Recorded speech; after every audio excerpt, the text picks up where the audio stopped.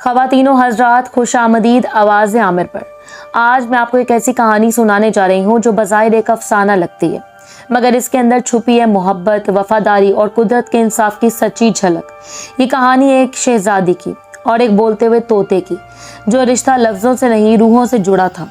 ये वाक़या एशिया के एक पुरअमन मुल्क नूरिस्तान में पेश आया, जहाँ नेकदिल बादशाह शाह फरहान और इनकी बीवी मलका नाज़िया हुकूमत करते थे। इनके यहाँ बरसों बाद एक बेटी पैदा हुई जिसका नाम रखा गया शहजादी अलीशा।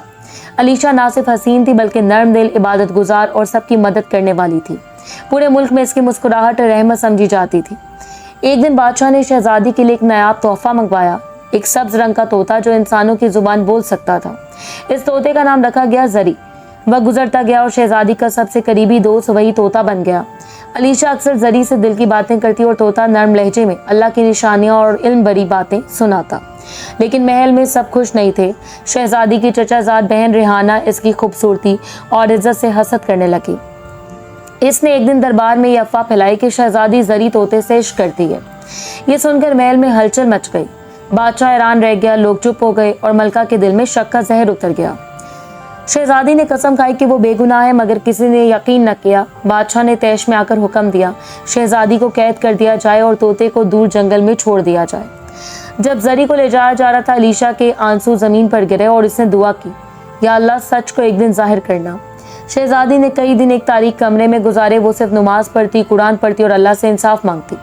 इस दौरान जरी तोता जंगल में दरख्त की टहनी पर बैठा हर रात शहजादी के नाम पुकारा करता, अलीशा सब्र करो, सच कभी नहीं मरता। एक रात बादशाह ने ख्वाब में देखा कि एक सब्ज रोशनी महल के ऊपर से गुजर रही है और एक आवाज़ कह रही है, जिसे तुमने कैद किया है वो तुम्हारी इज्जत का सबब बनेगी। बादशाह घबरा कर उठा और फौरन कैद खाना खुलवाया और देखा शहजादी सजदे में गिरी हुई कुरान पढ़ रही थी। अगली सुबह महल के दरवाजे पर एक हुजूम जमा था। सब कह रहे थे कि जंगल के तोते ने बादशाह का पैगाम लाया है। जरी उड़कर महल के सहन में आ गया और सबके सामने बोलने लगा, ए बादशाह, तुम्हारी बेटी पाक दामन है, इसके खिलाफ झूठ बोला गया है। महल में खामोशी छा गई। रेहाना का चेहरा जर्द पड़ गया, सब कुछ आश्कार हो गया। बादशाह ने सबके सामने अपनी बेटी से माफ़ी मांगी। मलका के आंसू थमने का नाम नहीं ले रहे थे। रेहाना को कैद कर दिया गया ताकि कोई और ऐसी साजिश ना कर सके। महल के दरवाजे पर अल्लाह का शुक्र अदा किया गया और वो तोता जरी बादशाह का मोअज़्ज़िज़ मुहाफ़िज़ बन गया। शहजादी अलीशा ने जरी से कहा, तुम इंसान नहीं मगर तुमने इंसानों से ज़्यादा वफा की। जरी ने जवाब दिया, मोहब्बत रूह से होती है, जिस्म से नहीं। जब नीयत पाक हो तो परिंदा भी इंसान बन जाता है और इंसान कभी कभी दरिंदा। इस दिन के बाद नूरिस्तान में अदल और ईमान की फ़ज़ा कायम हो गई। शहजादी गरीबों की मदद करने लगी और जरी हमेशा इसके साथ रहता। लोग इससे नूर की आवाज़ कहने लगे। सालों बाद जब जरी का वक्त पूरा हुआ और शहजादी ने इसे कुरान के साथ दफन किया और ऐन इस वक्त आसमान से रोशनी का हाला ज़मीन पर उतरा, जिसे फरिश्ते इस वफादारी पर रहमत भेज रहे हों। शहजादी ने अपनी ज़िंदगी के आखिरी अयाम में कहा, मोहब्बत सिर्फ अल्फाज नहीं, दुआ का एक रूप है। जब तुम किसी के लिए सच्चे दिल से दुआ करते हो, अल्लाह ज़रूर सुन लेता है।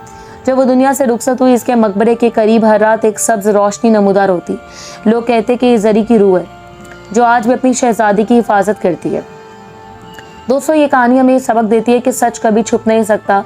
अल्लाह की कुदरत हमेशा मजलूम के साथ होती है और मोहब्बत अगर खलूस से हो तो वक्त, फासला या दुनिया का कोई कानून इसे मिटा नहीं सकता। ये था आवाज़ आमिर की एक रूहानी कहानी। अगर आपको पसंद आई हो तो सब्सक्राइब करें, तबसरा करें और इसे इन लोगों तक पहुंचाएं जो सच्चे दिल की ताकत पर यकीन रखते हैं।